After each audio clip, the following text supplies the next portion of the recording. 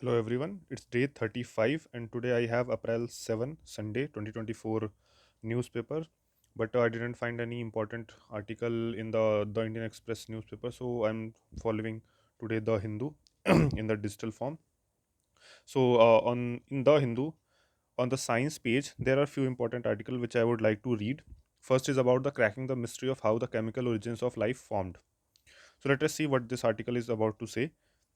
Heat flows through cracks in rocks, such as those found in volcanoes, or geothermal systems can purify molecules relevant to the chemical origins of life. Laboratory experiments described in a study published in the journal Nature reveal. The study offer as explanation for how the first building blocks of the life may have formed from the complex chemical mixtures.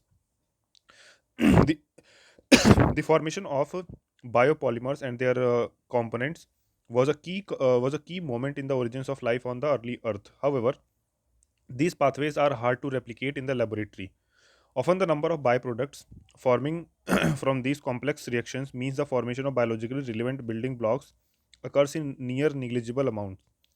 Previous attempts at to devise a purification method have been limited by their specificity, being unable to isolate a wide range of molecules at once. Christoph Mast from Ludwig Maximilians Universität München, Munich, Germany, and others use geologically inspired chambers with minuscule cracks to separate over 50 molecules relevant to prebiotic life from complex mixture of amino acid, nucleobases, nucleotides, and other compounds. Vast networks of similar cracks can be found in the Earth's crust and are thought to have been abundant on Earth before life formed.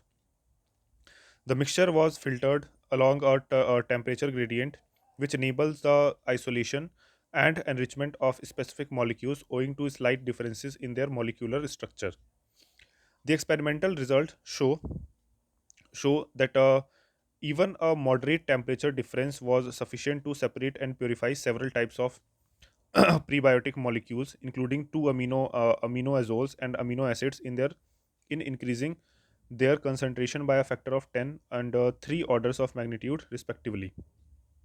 So this is about the how the life originated on the earth. Not that much important. Another important article is about the influenza of a H5N1 detected in dairy cows in 6 states in the US. So what is this H5N1? So the symptoms that has been mentioned, the affected animal displayed symptom including loss of appetite, low grade fever, and reduced lactation. This is the first time that H5N1 has been detected in cattle. It raises concern about potential transmission routes. So far, H5N1 has been detected in over 12 herds from 6 states, that is Texas, uh, Kansas, Michigan, and New Mexico, Idaho, and Ohio. In Texas, wild birds and cats that were in the proximity to the affected farms have tested positive for the virus. Transmission of the virus within the cattle has not yet been ruled out. In April 2024, a human infection of H5N1 was reported from Texas. So it is also reported in humans. So this is an important thing to note down. And another important article is about the TB detection. So let us see what this article is about to say. That is over reliance on smear microscopy. So let us see what is smear microscopy. The presumptive TB testing rate in the country increased from 1352 per lakh population in 2022 to 1710 per lakh population in 2023. However, even 2 years before the 2025 deadline that the government has set to eliminate TB in India, only 21% of the presumptive TB testing in 2023 was upfront done using a rapid molecular diagnostic test.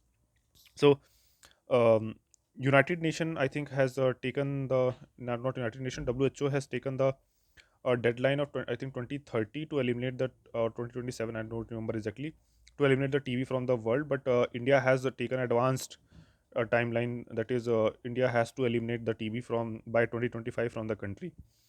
So this article is focusing on that thing that even though just one or 2 years remain to reach the deadline, but still 21% of the presumptive TB testing in 2023 was upfront. According to the India TB report 2024, which is yet to be made public, at 79%, the vast majority of the presumptive TB testing was still carried out using the 100-year-old sputum smear microscopy, which has low sensitivity.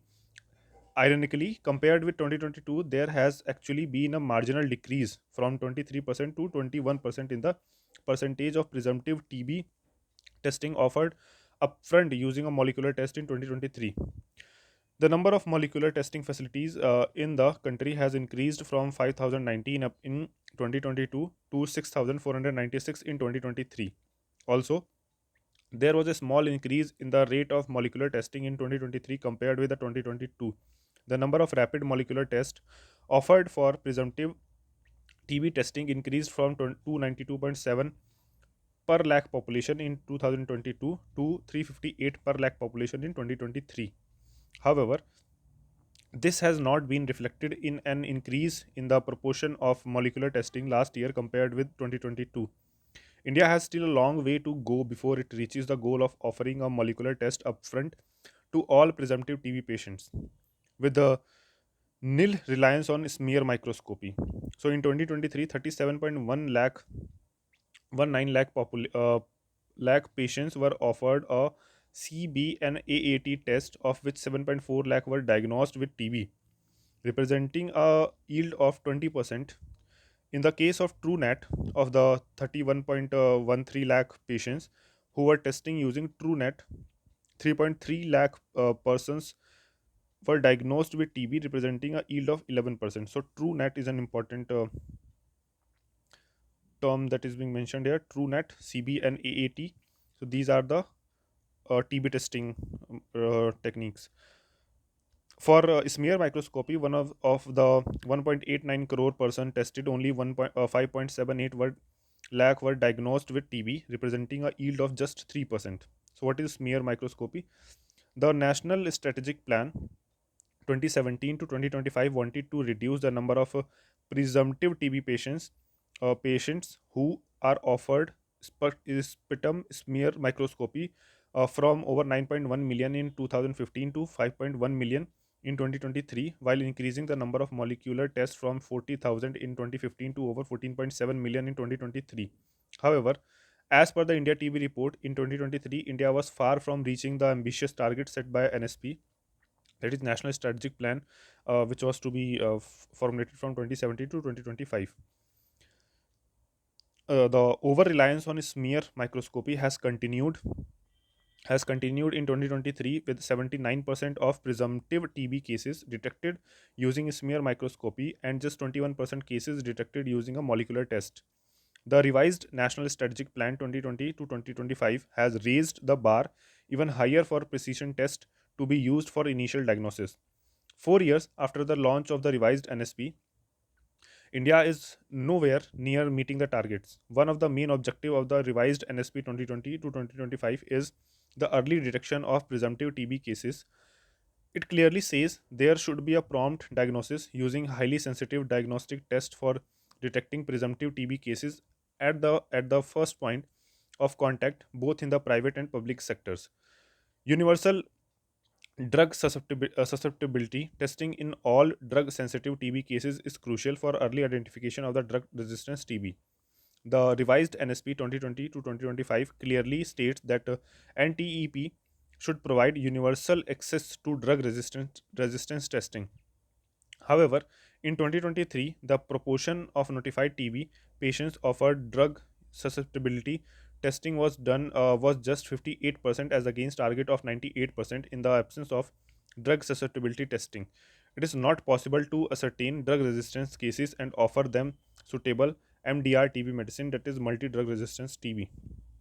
So, few important terms that is being mentioned in this article is about TrueNet, CBNNAT, and MDR. So, these are the terms that we need to know.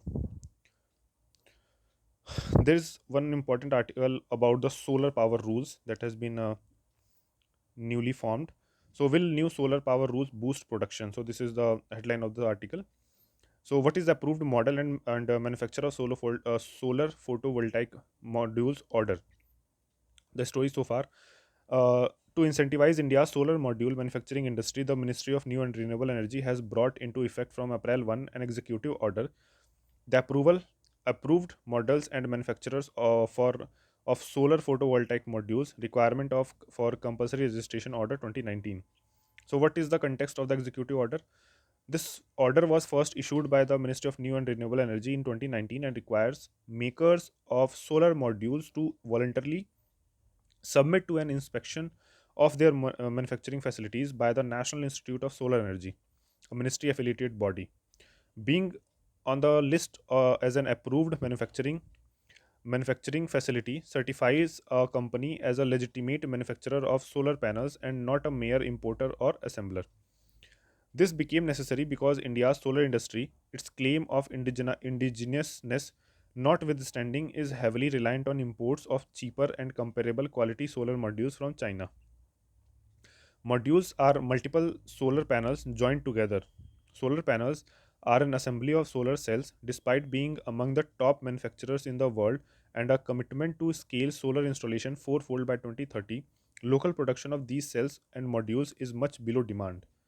India also has limited capacity to make the raw material of a cell, that is ignots and a wafer, and is dependent on the imported cell. The creation of domestic list of manufacturers is also aimed at restricting imports from China, which controls nearly 80% of the global supply of solar modules. So why is India reliant on imports? The creation of such a list was also aimed at restricting imports from China. Obviously, ठीक है. With the downturn in diplomatic relations between the countries also being a factor. India has ambitious plans of sourcing about 500 gigawatt, nearly half of its requirement of electricity from non-fossil fuel sources by 2030. This would mean at least 280 gigawatt of solar power by that year, or at least 40 gigawatt of solar capacity being annually added until 2030. In the last 5 years, this has barely crossed 13 gigawatt, though the government has claimed that COVID 19 affected this trajectory.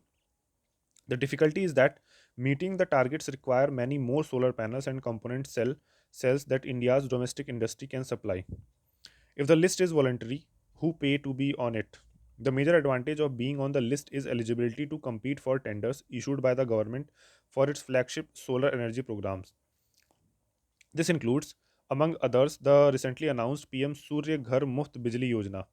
The scheme envisages subsidizing rooftop solar installation for nearly 1 crore household in the country, involving an estimated subsidy of rupees 75,000 crores. However, only domestic manufacturers certified as a part of the approved models and manufacturers AMM list would be eligible. There is another scheme called the PM Kusum, Pradhan Mantri Kisan Urja Suraksha Evam Utthan Mahabhiyan, that aims to provide solar pump sets for and rural electrification.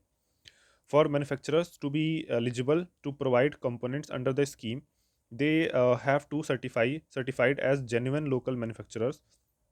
The government also has a rupees 24,000 crore scheme called the Production Linked Incentive Scheme that is targeted at incentivizing domestic manufacturer of solar panels and their components. Eligibility for this scheme too requires one to be a bona fide local manufacturer. So far, 14 major companies have become eligible for incentives to manufacture solar modules worth 48 gigawatt. However, these restrictions apply only to fresh projects and plants and facilities commissioned before March 2024 can rely on imported modules. So, is India's manufacturing capacity adequate? Last year was a fortunate year for Indians in the solar business. China, which supplies over 80% of the solar components globally, saw a curb in orders from the US on the grounds that the firm relied on the forced labor by Uyghur Muslims in the Xinjiang province. Europe too scaled back imports from China, and a beneficiary of this was India, which exported nearly $1 billion worth of modules in 6 months of 2023 to 24. However, reports suggest that the US might roll back duties on China, and this could again mean uncertainty for the future of Indian exports. It is estimated that nearly half of the India's solar modules are imported from China, and the demand supply mismatch is expected to persist. The government, however, has claimed that beginning this year, there will be a significant rise in manufacturing capacity, while the list of certified manufacturers on the AMM list has grown to 1982, according to the Ministry of New and Renewable Energy. There is yet no list of such manufacturers of solar cells, implying that India is still far away from the achieving comfortable degree of self-reliance. So, few important things that is mentioned in this article is about the PM Kusum scheme, and PM Surya Ghar Muft Bijli Yojana. So these are the two important terms that is being mentioned in this article. So let us see if there is another there is some other important article or not. So one article is about the Kachativu Island, and it has been covered extensively in past few days. And about women's employment, it has also been covered in the Indian Express explained page. So two important articles and few important terms that is being mentioned. One is about solar, Har Ghar Muft Bijli Yojana, and in the TB detection, TrueNet CBNN80, and there was multi-drug resistance TB, and H5N1 detected in dairy cows, in which human transmission has been also observed, and about the chemical origins of life that is being formed. So these are the few important articles that you have studied today. So we'll meet for tomorrow with tomorrow's newspaper. Till then,